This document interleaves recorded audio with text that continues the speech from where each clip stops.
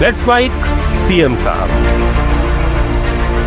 नमस्कार, let's mic CM साहब में आपका स्वागत है। मैं हूं राखी जैन। आंध्र प्रदेश के मुख्यमंत्री एन चंद्रबाबू नायडू ने कहा, जैसे सिलिकॉन वैली ने डिजिटल युग को आकार दिया, वैसे ही अमरावती की क्वांटम वैली भविष्य की डीप टेक इकोनॉमी की धुरी बनेगी। मुख्यमंत्री ने क्वांटम प्रोग्राम के छात्रों से संवाद किया और कहा कि ये दुनिया का सबसे बड़ा क्वांटम प्रशिक्षण कार्यक्रम है। उन्होंने गर्व जताया कि आंध्र प्रदेश भारत और दुनिया के लिए फ्यूचर रेडी क्वांटम वर्कफोर्स तैयार कर रहा है। क्वांटम टॉक्स के दौरान नायडू ने घोषणा की कि अगले 2 वर्षों में अमरावती में क्वांटम कंप्यूटरों का निर्माण शुरू होगा। Not only machine is coming, why can't we produce a machine? Now with that thought, my Bhaskar is also doing very good work here. He and my Pradyumna, my secretary, both of them, they worked together. Now they called all players. Everybody is prepared to produce quantum computers in Amravati. Almost all 80% or 85% components. Partners are ready. Another 15%, that is not a big issue. Within 2 years, we are going to produce quantum computers in Amravati. Not only having machine will have within 6 months, 2 years, quantum computers we are going to produce.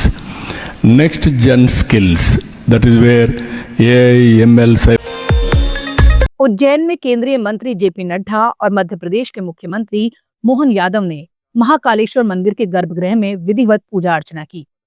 इस अवसर पर मुख्यमंत्री मोहन यादव ने कहा कि आज बाबा महाकाल का आशीर्वाद लिया गया है और नरेंद्र मोदी के नेतृत्व में भारत दुनिया के सामने एक नए स्वरूप में आगे बढ़ रहा है। मुख्यमंत्री ने बताया कि आज प्रदेश में 2 नए मेडिकल कॉलेजों की आधारशिला भी रखी जा रही है। इनके निर्माण के बाद मध्य प्रदेश में कुल 35 मेडिकल कॉलेज हो जाएंगे, जिससे स्वास्थ्य और चिकित्सा शिक्षा के क्षेत्र में बड़ा विस्तार होगा। के अध्यक्ष भारतीय जनता पार्टी के स्वास्थ्य मंत्री भारत सरकार श्रीमान जेपी नड्डा जी आज यहाँ पधारे। हमने सबने मिलकर के बाबा महाकाल का आशीर्वाद भी लिया और बाबा की कृपा से यशस्वी प्रधानमंत्री के नेतृत्व में देश भर में भारत का मान सम्मान और एक अलग प्रकार का भारत दुनिया के सामने जाना जा रहा है। ऐसे समय में जब माननीय स्वास्थ्य मंत्री जी पधारे हैं, उनके माध्यम से 2 नए मेडिकल कॉलेज की आज आधारशिला रखी जा रही है। धार और बैतूल पीपीपी मॉडल पर ये 2 नए मेडिकल कॉलेज के माध्यम से अब हमारे यहाँ आज के बाद ये जब बनेंगे तो 35 मेडिकल कॉलेज हो जाएंगे। 33 मेडिकल कॉलेज आज चालू हैं। बेंगलुरु में कर्नाटक के मुख्यमंत्री सिद्धरामैया ने चिन्ना स्वामी स्टेडियम में विजय हजारे ट्रॉफी मैच की मेजबानी की अनुमति न दिए जाने पर प्रतिक्रिया दी। मुख्यमंत्री ने कहा कि स्टेडियम में मैचों के आयोजन को लेकर गठित समिति की सिफारिशों के आधार पर आगे की कार्रवाई की जाएगी। उन्होंने स्पष्ट किया कि सरकार निर्णय प्रक्रिया में समिति की रिपोर्ट को प्राथमिकता देगी। There is a committee constituted by the Home Minister. So the committee has rejected. It will look into it. Permission has been denied, sir. ನೋಡಪ್ಪ ಆಡಿಯನ್ಸು ಇದಕ್ಕೆಲ್ಲ ಕುನಾ ಅವರ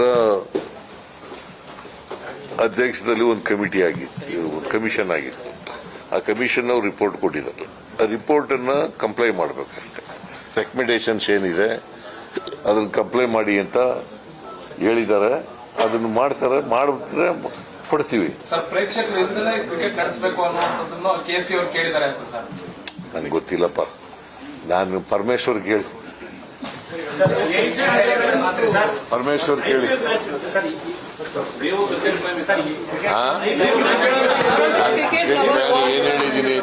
ಏನ್ ಹೇಳಿದ್ದೀನಿ ಅಂತಂದ್ರೆ,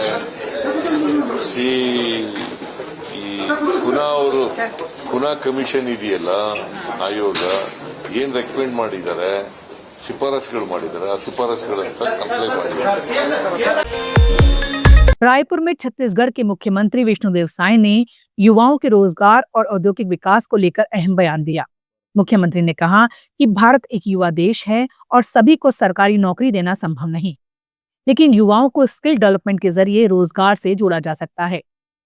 उन्होंने बताया कि छत्तीसगढ़ में आने वाले समय में यूरिया खाद का निर्माण भी शुरू होगा, जिससे औद्योगिक विकास को बढ़ावा मिलेगा। विषय है कि उद्योग विभाग और स्किल डेवलपमेंट विभाग के द्वारा यहाँ पर छत्तीसगढ़ स्किल टेक कार्यक्रम का आयोजन किया गया था, जिसमें हमारे दोनों विभाग के मंत्री आदरणीय लखनलाल देवांगन जी, गुरु पुष्पवंत साहेब जी और दोनों विभाग के अधिकारी और हमारे प्रदेश के उद्योगपतिगण एकत्रित हुए। और चूंकि हमारा ये देश सबसे युवा देश है और सबको हम सरकारी नौकरी नहीं दे सकते, लेकिन उनको स्किल करके उनको रोजगार से जोड़ने का काम कर सकते हैं। और इसके लिए हमारे देश के यशस्वी प्रधानमंत्री जी ने पीएम सेतु योजना लागू किया है। अभी अक्टूबर 2025 में इसका लॉन्चिंग हुआ है, 60,000 करोड़ का है और इसमें भारत सरकार, प्रदेश सरकार और हमारे उद्यमी सब मिलकर हमारे प्रदेश के युवाओं को स्किल करेंगे। तो ऐसा आयोजन था, लेकिन इस अवसर पर आज 13,000 करोड़ से अधिक के निवेश प्रस्ताव भी मिले हैं। प्रदेश शासन को एमओयू हुए हैं, जिसमें 12,000 से ज़्यादा लोगों को रोजगार इसमें मिलने वाला है। और इसमें विशेषकर भारत सरकार का एक उपक्रम गेल है, वो यहाँ पर इंडस्ट्री डाल रहा है जहाँ पर यूरिया खाद बनेगा, 10,500 करोड़ का है।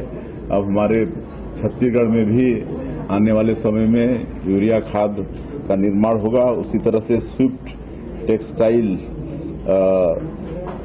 और बिरला ग्रुप के साथ भी एमओयू हुआ है। और जैसे हमारे जसपुर क्षेत्र में कोसा तसर की खेती बहुत है, तो वहाँ पर अभी शुरू में वहाँ के लोगों को ट्रेनिंग एक कंपनी देगी और आगे चल के वहाँ पर इंडस्ट्री भी डालने का काम एक कंपनी करेगी।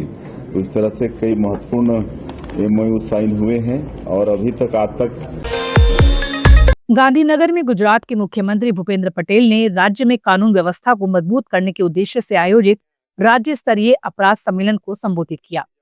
मुख्यमंत्री ने कहा कि अपराध नियंत्रण, नागरिकों की सुरक्षा और प्रभावी पुलिसिंग सरकार की सर्वोच्च प्राथमिकता है। उन्होंने अधिकारियों से कानून व्यवस्था को सुदृढ़ करने तथा अपराध पर सख्ती से नियंत्रण सुनिश्चित करने के निर्देश दिए। क्या છે એનું કોઈ દાડો આપણે ચિંતન કરતા નથી અને એટલે જ ક્યાંક ને ક્યાંક આપણી જે જવાબદારી છે એમાં ક્યાંક ને ક્યાંક ચૂક થતી હોય, તો એ ચૂક ના થાય અને એક સિમેટ્રી આજે જે નાયબ મુખ્યમંત્રી શ્રી જે વાત કરતા હતા એક જ હતી કે આખા રાજ્યની દરેકે દરેક તમે જે પોઝિશન છે પોઝિશન જિલ્લા વાઇઝ કાં તો છેક નીચે ગ્રામ્ય સ્તર સુધી પોલીસિંગની જે પોલિસી બને એ લાભ છેક સુધી પહોંચે। એક જિલ્લા પૂરતી સીમિત ના રહી જાય, એક જિલ્લામાં ખૂબ સારું થઈ રહ્યું છે, બીજા જિલ્લામાં ના। અને અમે તો ઘણી વખત અહીંયા બી જોયું છે કે મહેસૂલી વાત હોય તો પણ એક કલેક્ટર કરે, બીજો કલેક્ટર ના કરે। એની એ જ વાત હોય તો બે બાજુ બેના વિચારો જુદા પડે, મતભેદ પડ્યા કરે। भुवनेश्वर में ओडिशा के मुख्यमंत्री मोहन चरण मांझी ने 108 एम्बुलेंस सेवा के तहत नई एम्बुलेंसों को राज्य की जनता को समर्पित किया। मुख्यमंत्री ने कहा, आज ओडिशा के स्वास्थ्य क्षेत्र में एक नया अध्याय जुड़ा है।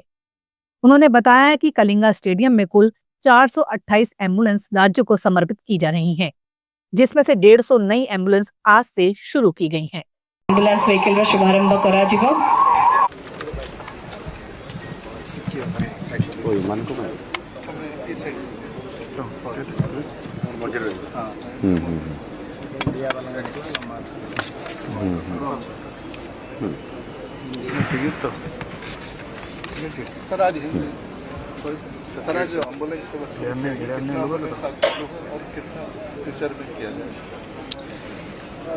आज ओडिशा के हेल्थ सेक्टर में एक नया चैप्टर